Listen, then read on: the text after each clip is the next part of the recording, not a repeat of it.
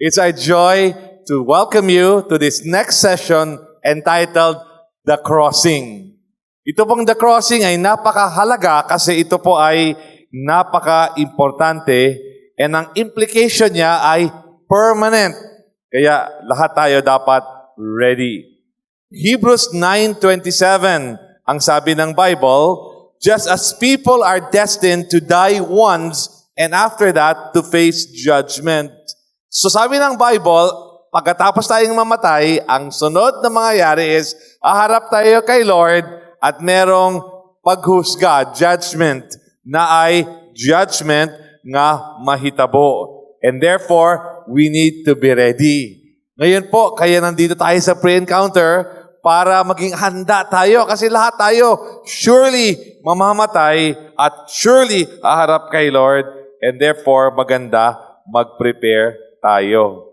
2 Corinthians 5:10, sabi ng Bible, for we must all appear before the judgment seat of Christ, so that each of us may receive what is due us for the things done while in the body, good or bad. So lahat ng tao, walang exception. Mayaman ka man, makapangyarihan, harap tayo kay Lord. And sabi, base sa nagawa nating mabuti or masama, meron tayong matatanggap kay Lord. And if we lived well and right, we will be given eternal life. But if we lived selfishly, rebelliously, tayo po ay magiging elements or objects of judgment of God. Kaya kailangan po tayong maghanda. John 3:16, the Bible says, for God so loved the world that He gave His only begotten Son, that whoever believes in Him should not perish, but will have everlasting life. Gayong pre-encounter at dun sa ating mga change lessons, ito ang good news. We live in a world na maraming bad news, pero ito good news. And the good news is, mahal na mahal tayo ni Lord, binigay niya ang kanyang kaisa-isang anak, Jesus, the Son of God, died for you and for me so that we can be forgiven. So we can have eternal life. Ano yung eternal life? Yung buhay na walang katapusan. Namatay ka na pero nagpatuloy kang nabuhay kasi meron kang eternal life. Yan ang regalo ni Lord para sa atin at sana lahat tayo matanggap natin yan ngayong panahon ng ating encounter season. And so ngayon, gusto kong i-encourage kayo, meron tayong papanoorin na isang video movie segment. Ang title niya, The Crossing. Ito ay based on a movie done years ago. Ito ay edited at ito ay naging na-dub na rin siya sa ating lingwahe para mas maintindihan natin. I encourage you, panoorin mo, tandaan mo yung mga scenes, yung mga dialogue. Kasi after ng movie segment na ito, mga 20 minutes lang, babalik ako, papag-usapan natin to, and hingi tayo ng tulong ni Lord para lahat tayo, walang exception, magiging handa para sa The Crossing. So, panoorin natin ang video movie segment, The Crossing.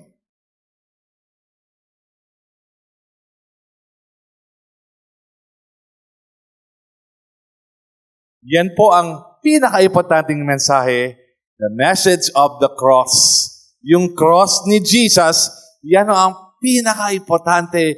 Katulad nung nasa video sa movie, pag-usapan po natin ano yung meaning ng cross para tayo maging ready sa crossing natin magharap kay Lord. So ngayon, sagutin natin ang tanong na, what happens at the crossing? Anong mangyayari pag tayo ay namatay na at tayo ay harap na kay Lord at tayo ay i-judge na ni Lord? What happens at the crossing?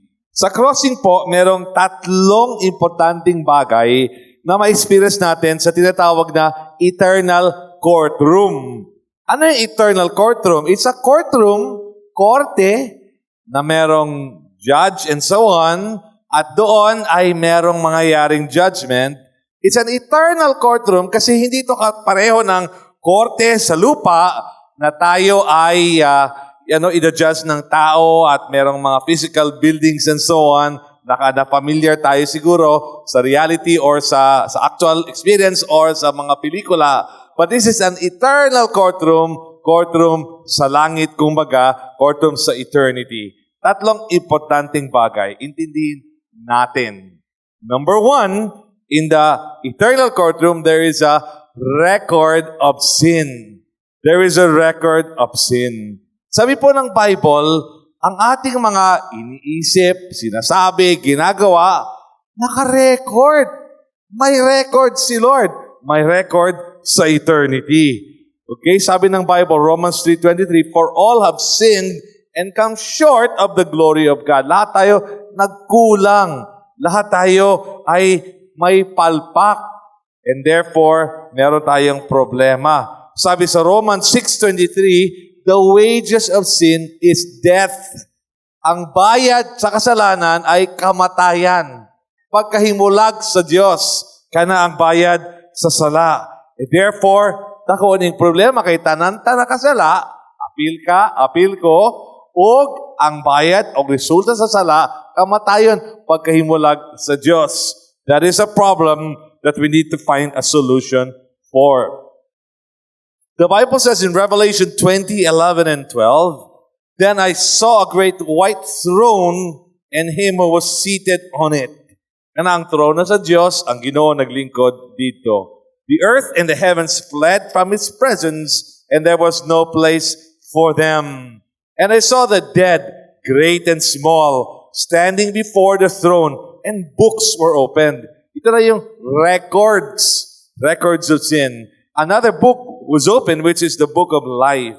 The dead were judged according to what they had done as recorded in the books. So meron hong record. Lahat ng ating ginawa, naka-record. At yun ang maging basihan ng judgment. Di mo pwede sabihin, gusto ko namang gawin sana ang mabuti, pero namatay na ako kaagad. Hindi ko pa nagawa, pero plano ko sana gawin. Hindi pwede yan because kung anong nagawa natin, yun ang basihan. Kung wala tayong nagawa, therefore, walang naka-record doon para sa atin. So, merong record of sin. Alam ang ating mga nagawa, alam ang ating mga kasalanan. Pangalawa, sa eternal courtroom, merong tinatawag na judge. Merong judge. Ano ang role ng judge? Ang role ng judge is siya ang mag-evaluate ng evidence. Siya ang mag-check kung ito ba ay kapanipaniwala or hindi. Ang judge sa lupa ay tao, pero ang judge sa eternal courtroom ay Diyos. God will be the judge. And malaki ang implication nito. Kasi kung human judge, pwedeng lokohin, pwedeng takutin siguro o bayaran, pero sa divine judge, God Himself, hindi pwede yon, no? So, God is a holy God. Balaan si Lord. Hebrews 12:14, pursue peace with all people and holiness. Without holiness, no one will see the Lord. Balaan si Lord. Dili siya appeal sa mga sala, sa mga baluktot, sa mga butang na kompromiso. And therefore, kung naana, dili na tabon-tabunan sa Ginoo. God is also a just God. Matuwid ang Lord. Matarong ang Ginoo. Is Exodus 34:7. God does not leave the guilty unpunished. Ang Ginoo, wala niya ginatugutan na ang mga naagay na buhat kadautan, makaiskapo lang. The Bible says, God will surely punish the guilty. And again, may record na kasalanan mo at kasalanan ko. Hindi lang yon. May punishment na sigurado, God will punish sins. God will punish the guilty. And the third and the last is, in the eternal courtroom, there's not only a record of sin and a judge, but also a prosecutor. Na yung prosecutor, ang trabaho niya ay ilabas ang ebidensya at i-accuse at i-convict ang mga akusado. Siya yung idiin talaga niya. Ang lahat ng galing gagamitin niya para yung akusado ay talagang nasintensyahan. Our prosecutor in the eternal courtroom is not a human being, not even just a demon, but Satan himself. Revelation 12:9-10. That ancient serpent called the devil or Satan For the accuser of our brothers and sisters, who accuses them before our God day and night. So si Satan po, ang kanya pong ginagawa ay ina-accuse niya tayo. Pero again, remember, may record ng kasalanan natin. Guilty tayo eh. Tapos si Lord, holy and just, hindi niya ipagtakpan yung kasalanan natin. Tapos yung prosecutor, hindi na siya papayag na tayo ay makalusot na lang sa ating mga kasalanan. Therefore, medyo may problema tayo. Sa totoo lang, may problema tayo because we are guilty and there is a record and there is a prosecutor na talagang iipitin tayo. Therefore, in this dilemma, in this big problem, remember yung ending ng ating movie segment kanina, the answer is the cross. The cross is the answer. Diyan natin makikita, yan ang solusyon sa ating pangangailangan or problema. Okay, now, yung next slide natin, pakita natin yan, death and darkness sa kabilang side. Tapos sa kabilang side, light and light.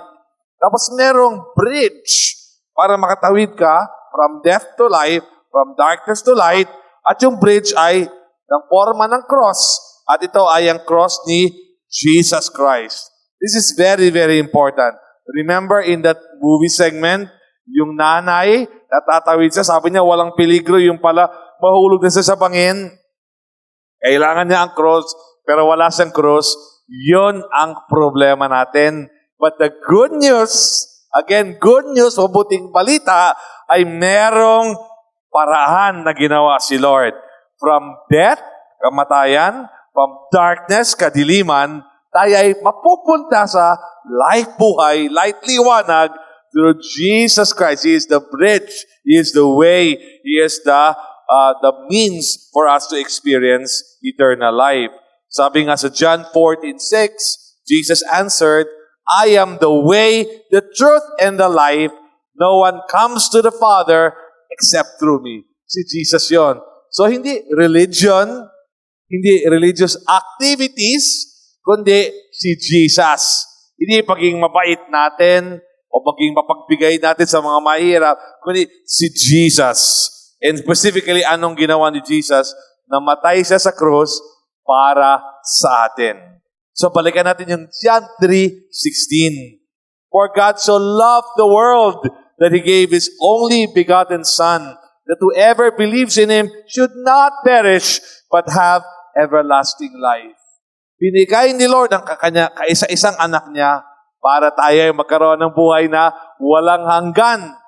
Ibig sabihin, pagdating sa crossing, imbis i-reject tayo ni Lord. Remember, yung sa movie, yung isang binatilyo doon, ng binata, na-reject siya. Ikaw ay sinisintensyahan sa habang buhay na pagkawalay, eternal separation from God.